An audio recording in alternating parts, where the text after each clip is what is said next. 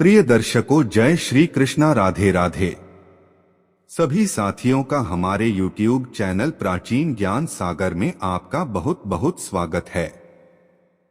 मित्रों, देश के अधिकांश भागों में यम के नाम पर दीपदान की परंपरा है। दीपावली के 2 दिन पूर्व धन्वंतरि त्रयोदशी के सायंकाल मिट्टी का कोरा दीपक लेते हैं। उसमें तिल का तेल डालकर नवीन रुई की बत्ती रखते हैं और फिर उसे प्रकाशित कर दक्षिण की तरह मुंह करके मृत्यु के देवता यम को समर्पित करते हैं। तत्पश्चात इसे दरवाजे के बगल में अनाज की ढेरी पर रख देते हैं। प्रयास यह रहता है कि यह रात भर जलता रहे, बुझे नहीं। मित्रों, क्यों प्रकाशित करते हैं यह दीपक?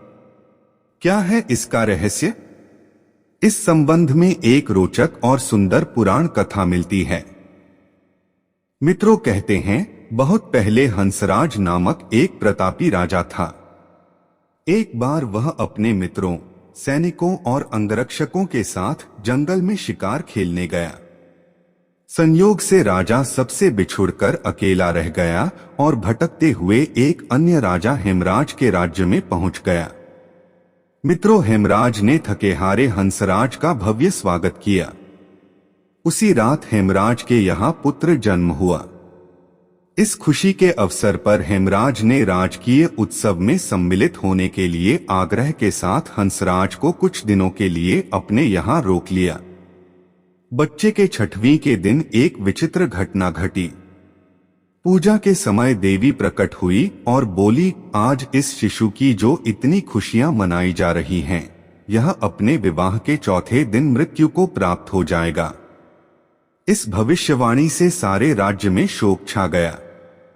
हेमराज और उसके परिजनों पर तो वज्रपात ही हो गया।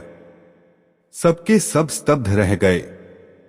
इस शोक के समय हंसराज ने राजा हेमराज और उसके परिवार को ढांढस दिया, मित्र, आप तनिक भी विचलित न हो। इस बालक की मैं रक्षा करूंगा। संसार की कोई भी शक्ति इसका बाल बांका नहीं कर सकेगी। हंसराज ने यमुना के किनारे एक भूमिगत किला बनवाया और उसी के अंदर राजकुमार के पालन पोषण की व्यवस्था कराई। इसके अतिरिक्त राजकुमार की प्राण रक्षा के लिए हंसराज ने सुयोग्य ब्राह्मणों से अनेक तांत्रिक अनुष्ठान, यज्ञ, मंत्रजाप आदि की भी व्यवस्था करा रखी थी। धीरे धीरे राजकुमार युवा हुआ। उसकी सुंदरता एवं तेजस्विता की चर्चा सर्वत्र फैल गई। राजा हंसराज के कहने से हेमराज ने राजकुमार का विवाह भी कर दिया। जिस राजकुमारी से युवराज का विवाह हुआ था, वह साक्षात लक्ष्मी लगती थी। ऐसी सुंदर वरवधू की जोड़ी जीवन में किसी ने न देखी थी। विधि का विधान। विवाह के ठीक 4थे दिन यम के दूत राजकुमार के प्राण हरण करने आ पहुंचे। अभी राज्य में मांगलिक समारोह ही चल रहा था। राजपरिवार और प्रजाजन खुशियां मनाने में मग्न थे। राजकुमार और राजकुमारी की छवि देखकर यमदूत भी विचलित हो उठे, किंतु राजकुमार के प्राणहरण का अप्रिय कार्य उन्हें करना ही पड़ा। यमदूत जिस समय राजकुमार के प्राण लेकर चले, उस समय ऐसा हाहाकार मचा और दारुण दृश्य उपस्थित हुआ जिससे द्रवित होकर दूत भी स्वयं रोने लगे। इस घटना के कुछ समय पश्चात एक दिन यमराज ने प्रसन्न मुद्रा में अपने दूतों से पूछा, दूतों, तुम सब अनंत काल से पृथ्वी के जीवों का प्राणहरण करते आ रहे हो, क्या तुम्हें कभी किसी जीव पर दया आई है और मन में यह विचार उठा है कि इसे छोड़ देना चाहिए? यम के दूत एक दूसरे का मुंह देखने लगे। यमराज ने उनके संकोच को भांपकर उन्हें उत्साहित किया, झिझको मत, अगर ऐसा प्रसंग आया हो तो निर्भय होकर बताओ।